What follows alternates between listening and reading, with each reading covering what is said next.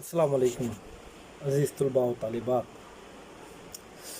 ہم لوگ لاجونتی خوبصورت سا افسانہ پڑھ رہے ہیں.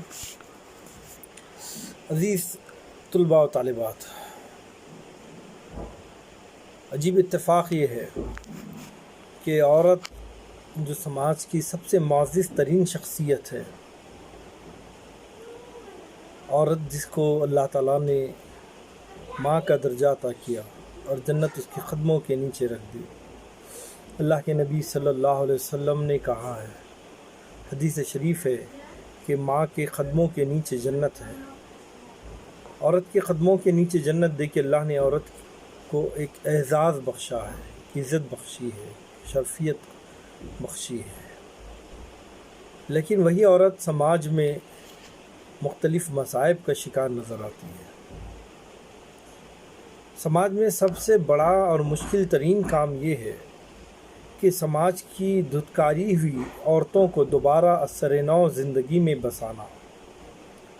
بٹوارے کے بعد جو کربناک واقعات ہوئے، ان میں ایک سب سے بڑا کربناک، دردناک، شرمناک واقعہ جو ہے وہ تھا فسادات کا رونما ہونا. اور ان فسادات کے شکار انسانی زندگی تو ہوئی ہے، اس میں سب سے زیادہ متاثر عورت ہوئی ہے. ہر دو اطراف کے وہ لوگ جو اپنی شرافت کے ڈھنڈورے کو پیٹتے ہیں، لیکن فساد کے دوران انہوں نے عورتوں کا اغوا کیا. لیکن جب حکومت کی جانب سے اثر نو قیدیوں کے تبادلے ہوئے تو عورتوں کے بھی تبادلے ہوئے. ادھر سے اغوا کنندہ عورتیں ادھر پہنچا دی جاتی، اس کے عوض میں اتنی ہی عورتیں جو اغوا یہاں سے ہوئی تھی وہاں سے وہ لوٹا دی جاتی تھی. لیکن سوال یہ ہوتا ہے، اور افسانہ نگار نے زندگی کے اس پہلو پر، واقعے کے اس پہلو پر بڑے ہی خوبصورت انداز سے روشنی ڈالی ہے کہ وہ عورتیں جو کسی اور کے گھر رہ کر آئی ہیں، وہ جو اغوا ہو چکی تھی، اب انہیں اثر نو زندگی گزارنے کا کیا انسانیت وہ موقع دے پائے گی؟ کیا لوگ انہیں قبول کریں گے؟ انہی باتوں کو افسانہ نگار نے پیش کیا ہے. سماج، بندشیں، مذہبی اصولیں، یہ سب چیزیں جو ہے دوبارہ سے زندگی، اثر نو زندگی کو بسانے میں جو ہے رکاوٹیں بننے لگتے ہیں. سندر لال نے تو بہت بڑی کوشش کی، مختلف کمیٹیاں بنائی گئی محلہ شکور میں، اور زندگیوں کو دوبارہ بسانے کی کوشش کی گئی. پربت پیریاں نکالی جاتی، لوگوں کو احساس دلایا جاتا کہ چلو اب جو عورتیں ہمارے پاس آ چکی ہیں وہ ہماری گھر کی عزت تھی، وہ ہمارا وقار تھی، لہٰذا ہم انہیں رسپیکٹ دینا چاہیے، انہیں اثر نو زندگی گزارنے کا موقع دینا چاہیے. لیکن پھر وہی بات ہے، مذہبی بندشیں، مذہبی روایتیں آڑے آتی ہیں. لوگ یہ کہتے ہیں کہ جس طرح سیتا کو اگنی پریکشا دینی پڑی، تو کیا پھر یہ عورتوں کی ہم پریکشا نہ لیں؟ کیا ان کی عصمت کی جو ہے ہمیں امتحان نہ لینا چاہیے؟ اور یہاں ٹکراؤ پیدا ہوتا ہے اس کمیٹی کا اور اس قسم کے لوگوں کا. لیکن کمیٹی کے لوگ ہمت نہیں ہارتے اور مستقل محنت کرتے رہتے ہیں کہ لوگ اخلاقی اعتبار سے ان عورتوں کو قبول کریں. اب اس کمیٹی میں جو سندر لال ہیں، یقیناً ان کو جو ہے اپنی بیوی کی یاد ستاتی ہے. اس سے پہلے کے بھی ہم لیکچر میں پڑھ چکے ہیں، ان کی بیوی کا بھی اغوا ہوا تھا. حالانکہ وہ ان کے ساتھ بہت بدسلوکی کیا کرتے تھے، انہیں مارتے تھے، انہیں ستاتے تھے. لیکن حقیقت یہ ہے کہ نعمت جانے کے بعد اس کا احساس بھی ہوتا ہے، اور وہی احساس انہیں دن رات اپنے آپ میں جلا رہا ہے، ان کے دل کو تکلیف میں، کرب میں مبتلا کر رہا ہے. انہیں اپنی بیوی کی بے انتہا یاد آتی ہے. وہ سوچتے ہیں کہ کسی طرح کسی دن کہیں نہ کہیں ان کی بیوی انہیں مل جائے گی، پھر انہیں وہ اس کو اثر نو زندگی میں اپنے لا لیں گے. ایک دفعہ ایسا ہی ہوتا ہے، بدھوا جو انہی کے بستی کا رہنے والا ہے، وہ دوڑا جو ہے سندر لال کے پاس آتا ہے، اور سندر لال اس وقت جو ہے میٹھا گڑ چلم میں رکھنے کی تیاری کرتا ہے. اور وہ تیزی سے داخل ہو کر کہتا ہے کہ بدائی ہو سندر لال۔ تو سندر لال پوچھتا ہے کہ بھائی کس بات کی بدائی، کہاں؟ تو وہ کہتا ہے بدائی، بدھوا کہتا ہے کہ میں نے جو ہے لاجو بھابھی کو دیکھا ہے، لاجونتی کو دیکھا ہے۔ اب اچانک اس قسم کا ریئیکشن، اس قسم کی بات سامنے آنا، جس چیز کی تلاش میں سندر لال تھا، اپنے دن و رات صرف کر رہا تھا، بے چین تھا، تڑپ رہا تھا، اور اچانک اس کی خبر کا مل جانا اس کے لیے اپنے آپ میں بہت بڑی نعمت تھی۔ وہ پوچھتا ہے کہ اس نے کہاں پر دیکھا، تو جواب آتا ہے کہ واگا کی سرحد پر، جہاں پر عورتوں کے تبادلے ہو رہے تھے۔ سندر لال نے لال چند کو چھوڑ دیا اور اتنا سا بولا کوئی اور ہوگی۔ وہ یقین نہیں کر پاتا۔ لال چند نے یقین دلاتے ہوئے کہا نہیں بھیا، وہ لاجو ہی تھی، لاجو۔ اصل میں یہ خبر جو ہے لال چند لے کر آتا ہے۔ تو پوچھتا ہے کہ بھائی تم اس کو پہچانتے ہو؟ تو وہ کچھ نشانیاں بتاتا ہے کہ ہاں میں پہچانتا ہوں۔ ایک طرح کا نشان جو ہے ٹھوڑی پر تھا، ہاں، اور دوسرا گال پر تھا۔ تو سندر لال بڑے خوش ہوتا ہے، جوش کے مارے کہتا ہے ہاں تیسرا ماتھے پر بھی تھا۔ اب کوئی خدشہ نہیں رہ گیا تھا لاجو کو پہچاننے میں۔ اب اس کو یقین ہو گیا تھا کہ واگا سرحد پر جو عورت کو لال چند نے دیکھا وہ یقیناً جو ہے لاجو ہی تھی۔ سندر لال کا جسم ایک انجانے خوف، ایک انجانی حجت اور ایک اس کی مقدس آگ میں بھپکنے لگا تھا، اور اس نے پھر سے لال چند کو پکڑ لیا اور پوچھا لاجو واگا کیسا پہنچ گئی، وہاں تک وہ کیسے آ گئے؟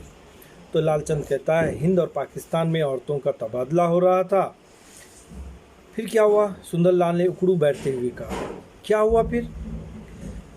رسالو بھی اپنی چارپائی پر اٹھ بیٹھا، اس کے ساتھی تھا، اور تمباکو نوشوں کی مخصوص کھانسی کھانستے ہوئے بولا سچ مچ آ گئی ہے جو لاجونتی بھابھی؟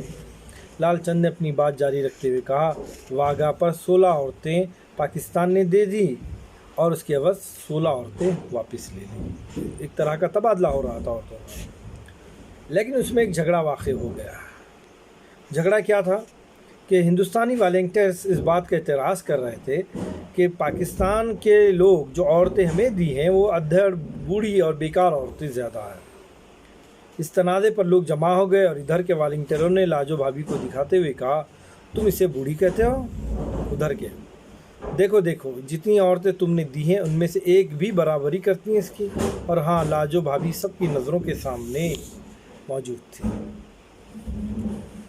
لاجو بھابھی کو بتایا گیا کہ دیکھیے اتنے ہم نے حسین خوبصورت صحتیاب عورتوں کو واپس کیا ہے، لیکن جھگڑا بڑھ گیا ہے، دونوں نے اپنا اپنا مال واپس لے لینے کی ٹھان لی۔ دیکھیے کتنی افسوس کی بات ہے، انسانیت جا کر جو ہے وہ انسانیت شخصیت جا کر جو ہے مال کی شناخت سے پہچانی جانے لگی۔ میں نے شور مچایا لاجو بھابھی، مگر ہماری فوج کے سپاہیوں نے ہمیں ہی مار مار کے بھگا دیا۔ اور لال چند اپنی کوہنی دکھانے لگے نے فوجیوں نے جو تشدد کیا تھا لال چند پر وہ بتانے لگے، جہاں اسے لاٹھی پڑی تھی۔ رسالو اور نیکی رام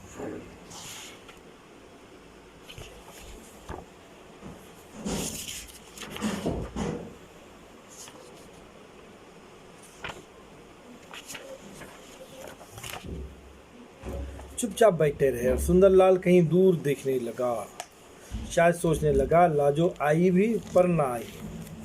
اور سندر لال کی شکل ہی سے جان پڑتا تھا جیسے وہ بیکانیر کا صحرا پھاند کر آیا اور اب کہیں درخت کی چھاؤں میں زبان نکالے ہاں پر خوشی کی بات تھی، حادثات کی بات تھی، جو بھی بات تھی وہ بتا رہا تھا۔ اور اس وقت جو کیفیت پیدا ہوتی ہے یقیناً ایسا محسوس ہوتا ہے کہ آدمی بہت دور سے دوڑا چلا رہا ہے، تھکا ماندہ ہو گیا ہے۔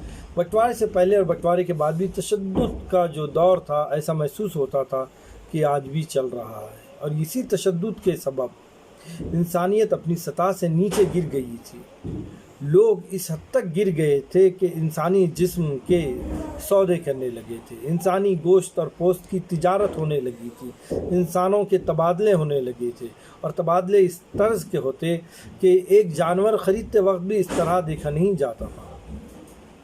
جیسے جانور خریدتے وقت جو ہے اور دانت وغیرہ دیکھتے ہیں، لیکن اس سے بدترین طرز سے یہاں پر انسانوں کا معائنہ کیا جا رہا تھا۔ اب وہ جوان عورتوں کے روپ، اس کے نکھار، اس کے عزیز ترین رازوں اس کے جسم کی نمائش کرتے تھے۔ تشدد اب تاجروں کے نس نس میں بس چکا تھا۔ پہلے منڈی میں مال بکتا تھا اور بھاؤ تاؤ کرنے والے ہاتھ ملا کر اس پر 1 روپیہ ڈال کر بھاؤ تاؤ کر دیتے تھے، لیکن یہاں وہ رومال بھی ہٹ گیا تھا اور بے شرمی اور بے حیائی کے طریقے سے تجارت کے لین دین کے آداب بھول گئے تھے۔ یہ سارا لین دین، یہ سارا کاروبار پرانے زمانے کی داستان معلوم ہو رہا تھا، جیسے ایک دور ماضی میں عورتوں کو فروخت کیا جاتا تھا بازاروں میں، بالکل اسی طرز کی کیفیت چھا گئی تھی، بہرکیف یہ کیفیت تھی۔ اب سندر لال جو ہے سرحد پر جانے کی تیاری کرتے ہیں اور پھر سے اثر نو دوبارہ سے اپنی بیوی لاجونتی کو لانے کی انہیں خواہش ہوتی ہے۔ سندر لال امرتسر جانے کی تیاری کر ہی رہا تھا کہ اسے لاجو کے آنے کی خبر ملی۔ ایک دم ایسی خبر مل جانے سے سندر لال گھبرا گیا تھا۔ اچانک جو خوشخبری جب انسان کے پاس آتی ہے تو پھر اس کے قلب کی کیفیت غیر ہو جاتی ہے، گھبرا جاتا ہے، یا تو پھر اس کی بعض وقت اٹیک بھی آ جاتا ہے نا انسان کو۔ کسی کو کہہ دیا جائے کہ بھائی آپ کو 5 کروڑ کی لاٹری لگ گئی تو وہ خوشی کے مارے مر بھی جاتا ہے، ایسی کیفیت پیدا ہو جاتی ہے۔ اور وہی کیفیت جو ہے یہاں پر سندر لال کی ہے۔ اس کا ایک قدم فوراً دروازے کی طرف بڑھا، لیکن وہ پیچھے لوٹ آیا۔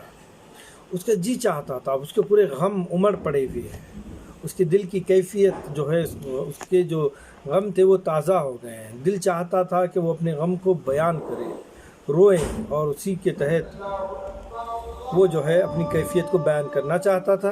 لیکن وہ اب اس کے بعد کیا کرتا ہے انشاءاللہ ہم اس کو دوسرے ویڈیو میں دیکھیں گے۔ آج کے لیے اتنا کافی ہے۔ اللہ حافظ۔